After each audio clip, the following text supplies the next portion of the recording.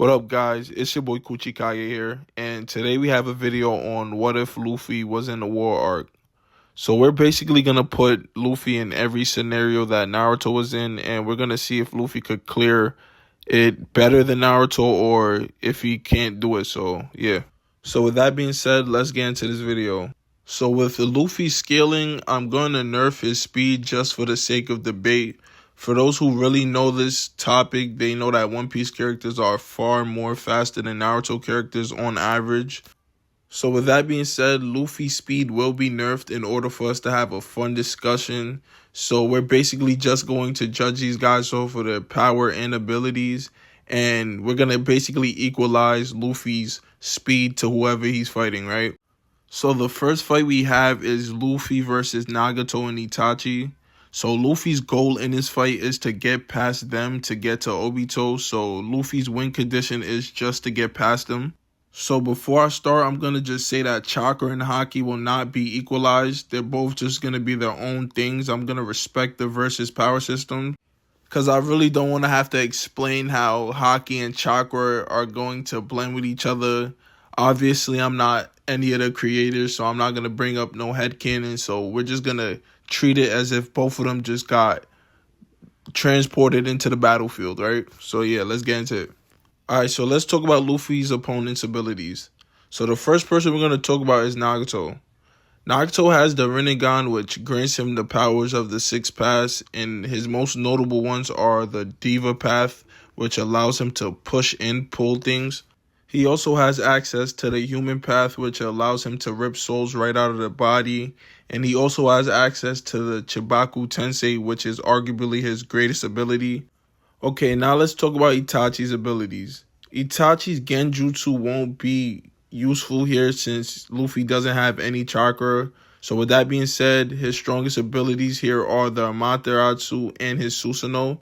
His Tosca Blade can remove any target off the battlefield, and his Yata Mirror, which can block any physical or spiritual attack, making it outright impenetrable. So this combo makes him just absolutely unstoppable if you really think about it. In the original canon, Naruto had Killer Bee and Itachi to help him defeat Nagato, but in this discussion we're just gonna have Luffy against Nagato and Itachi by himself, because I think he could do it, right? Obviously. So yeah, let's get into how he would do against them. So first we're gonna talk about moves that just wouldn't work on Luffy, right? Let's just get that out the way. So the first move that wouldn't work on Luffy is the Human Path. I don't see Nagato being able to just rip out Luffy's soul or even be able to just pin him down to even do that. Since Luffy has Future Sight and Observation Haki, I don't even think he could land it on him, right? And when he landed the move on Naruto, we seen that Naruto was able to fight back against it. So if Naruto could fight against the move, I don't see why Luffy couldn't do it. He has the will of D. These nuts. Got him! Next, we have Itachi's Amaterasu. I don't think that he would be able to land this on Luffy since Luffy is just outright faster than him. And if you add in Future Sight or Observation Haki, I don't see Itachi landing this move on Luffy. So yeah, Luffy definitely doesn't get hit with this. So Nagato and Itachi's only option here is to really use Chibaku Tensei and the Tosca Blade.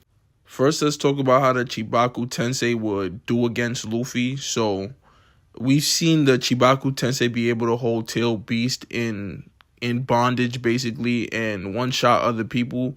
So let's see how Luffy would do against this ability. So I think that Luffy is fast enough to get away from the Chibaku Tensei before it can harm him. But let's just say he does get caught in it for the sake of argument, right? I'm pretty confident that Luffy could get out of it. But before I get into that, let's see who has been caught in the Chibaku Tensei before and actually been bonded by it, right?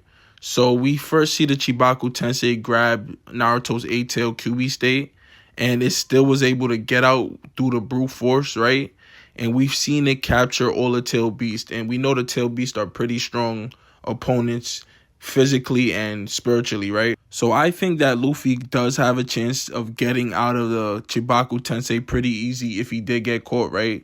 So let's think about it. He can stretch his body to big sizes, like pretty insane sizes, right? Like if you look at his King Kong gun, right? that was nearly the size of an island, right? Or if you look at his Bajran gun, right? That's the size of Onigashima, right? And in Gear 5, he can turn into a giant, right? So we know that Luffy can pretty much extend his bodies to unimaginable sizes, right? And I think most of his punches, like his elephant gun, is the size of a Chibaku Tensei, right? So I think he could get out of a Chibaku Tensei if he wanted to, right? Pretty easily. Next, we have the Diva Path, which is basically the universal pull and the almighty push, right? I think these moves are pretty strong and would work against Luffy. Like, I think he could pull in Luffy, but could he hurt Luffy? I don't think so. We all know that Luffy can take a big amount of strikes. He took big hits from Kaido that destroy mountains, right? This guy's pretty durable, right? We know Luffy's durable, and he has armament haki. So if Nagato was to pull in Luffy or repel Luffy, he would have a 5-second countdown, and we know that Luffy could get down to work in 5 seconds, right? Hold on, let me really explain it. Luffy's actually insanely durable, right? Like his King Kong gun, right? For example, let's just calculate Luffy's durability real quick, right?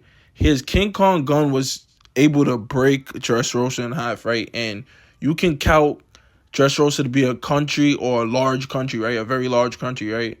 And these same punches didn't work on people like Katakuri in the next arc, and didn't work on people like Kaido in the next arc, right? The same punch doesn't work on them. So if it doesn't work on them and people like Kaido and Katakuri was hitting him with much stronger attacks than the elephant gun, right? Or the King Kong gun, right? Doesn't that make Luffy able to take country or island level attacks? So that's what I'm saying. I don't think that Nagato could hurt Luffy. And when you think about the force in Naruto, one of the hardest punchers in the verse is Tsunade and Sakura, right? And they are mountain punchers at best, right? Or town punchers, city block punchers, right? Luffy is breaking continent-sized countries with his fist. And then he's going to the next arc and punching people that can take the same fist and hit him harder. So, yeah, I don't think Nagato could hurt him with any rod, any blast, or anything really. So we really have to judge this fight on if Itachi can hit Luffy with the Tosca Blade. Really, that's their only win condition at this point. But to keep it short, I don't think that they could hit Luffy with the Tosca Blade. His observation haki and his future sight would probably let him know that the Tosca Blade is coming for him, right? But the only thing I would say that Luffy would have a hard problem with is the Yata Mirror, since it is impenetrable to physical attacks. So it would most likely soak up all of Luffy's attacks, but it isn't omnidirectional, so Luffy could sneak around and just use Snake Man and make his, like, the Python ability. So he could probably just hit Itachi from weird directions and stuff, right? So yeah, I think that Luffy would get past them and incapacitate both of them. Okay, so next we have Luffy versus Obito in the Jinchuriki. Okay, so honestly, I think this fight is much easier than the last one. And I know that may sound off since Obito would have Kamui and the six-tailed beast on his side. But I still think Luffy stomps them all. So Luffy's so used to punching people thousands of times bigger than him. For example, the Kraken in One Piece was calculated to be 100 to 300 meters in size, which can be referenced to 1 football field or 3 football fields, right? And the average tail beasts are around 20 to 25 meters. So with that being said, Luffy is so used to punching opponents much larger than him with moves like Elephant Gun, King Kong Gun, and many more, right? He'd most likely use Gear 4 to deal with this, most likely one-shotting all of them with just his raw strength, right? And like I said before with the last fight, right? Luffy cracked the island with his King Kong Gun, right? So imagine what he would do to the 2 tails, the 3 tails, the 4 tails, right? He would just, bro, that would be like animal abuse, right? So like I said, Naruto characters don't really display much brute force, which characters like Sakura and Tsunade being the strongest punchers in the verse, right? Being able to destroy small city blocks with their attacks, right? Which could be like a tennis size in reference, right? A tennis court in size. So yeah, Luffy would actually just be one-shotting these beasts. Like, it would be actually crazy. Like, we would see what Madara did to the beast, but just with Luffy instead, right? He would just whoop all their ass, bro. And I think Obito would send the Jinchuriki at Luffy like he did in the original series, right? And I think he would just watch Luffy beat all their ass and probably decide to jump in.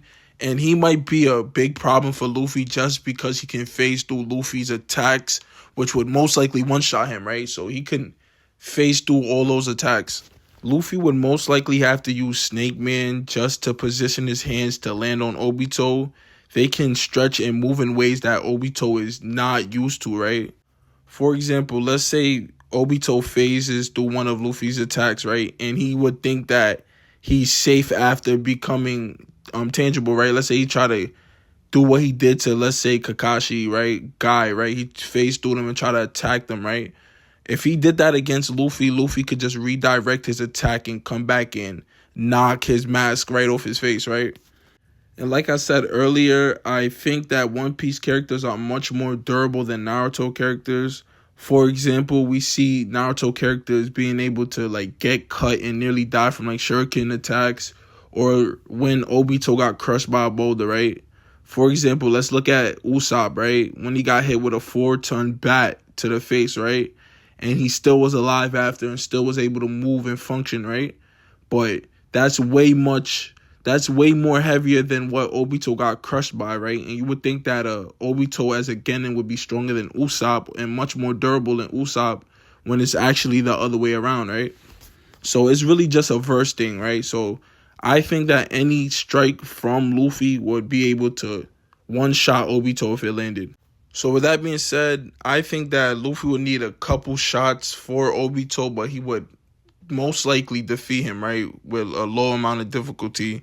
And then with the Tail Beast, it would be any other training day for post-time skip, right, with Rayleigh. It would be any other training, any other beast, right? So I think Luffy would win this encounter. So next we have Luffy versus Jubito. So I'm going to keep this one short. I think Luffy wins again. Jubito's whole gimmick was him being able to nullify all ninjutsu, so they had to use mostly physical abilities to defeat him. And like I said, these guys never seen a puncher like Luffy, so his truth-seeking orbs are pretty durable, but they were shown to be able to break with intense power and force, which Luffy has a good amount of, so I don't see that being able to protect him, or his sword of Nunobuko being able to pierce Luffy. I think Luffy armament, hockey, and just an elephant gun or a King Kong gun would just break that shit, right? So yeah, I don't see Jubito winning this one either. So now we have Luffy versus Jubidara. Okay, so this might be Luffy's biggest obstacle just because of Madara's raw hacks, right? So Luffy's biggest problem in this fight would be against Madara's limbo clones, since he wouldn't be able to see them, though he could react to them with his observation haki and future sight. But it would be a stretch to say he could hit the limbo clones, because the limbo clones aren't a part of the dimension they're in. But you can say that Luffy's haki is spiritual and it could interact with them. But like I said in the start of the video, I'm not going to go nowhere into headcanon realm to make anybody win, right? So basically these limbo clones can hit Luffy, but he can't hit them. So it would be a pretty hard fight for Luffy to win. But to be fair, if Luffy managed to hit Madara with a clear shot, he'd win the battle due to his raw strength. With moves like Elephant Gun, Gear 4, and Red Rock, he would generate greater blows than Might Guy did in their fight, right? And we seen the condition Might Guy left Madara in after they fought, right, with his blows.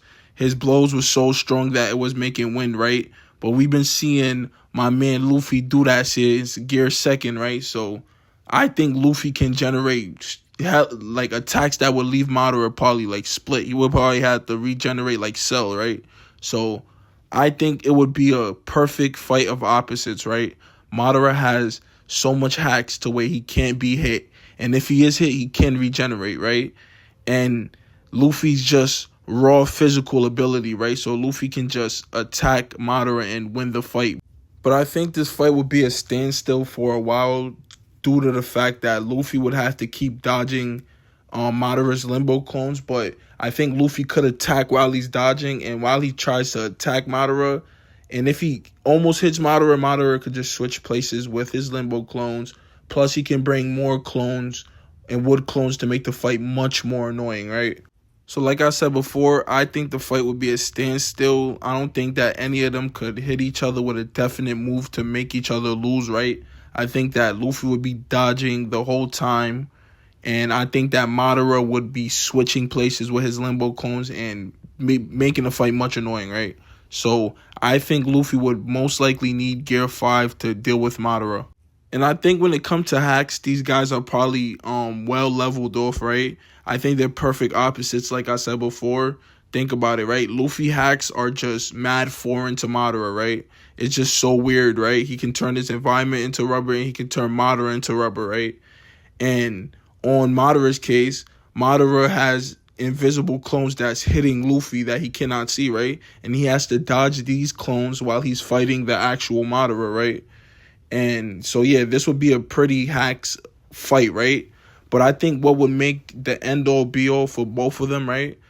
If Luffy lands his Bajran gun, or even if he gets it out, right?